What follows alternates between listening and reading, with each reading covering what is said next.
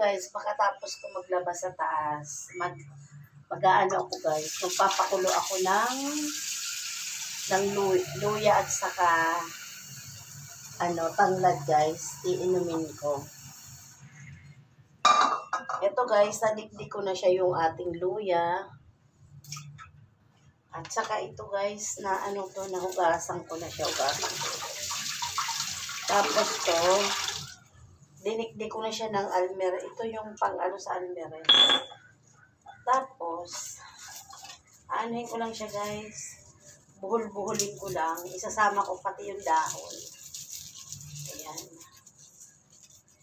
Tapos, pakukuluan ko ni Manay. Sabi ko, first time ko mag-inom nito guys. Ayan. Ayan. Ito na siya guys. Pakukuluan natin yung ating ang iinumin ko ngayon guys. Yung ating luya at tanglad. Ito guys, okay na yung aking pinakulo na tanglad at saka luya. Yan ang iinumin ko guys. Ayan. Guys, ang ating kape ngayon, yung nilagang ang bango, lemongrass at saka luya.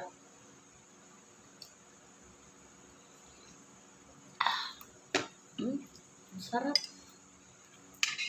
Ang sarap naman guys.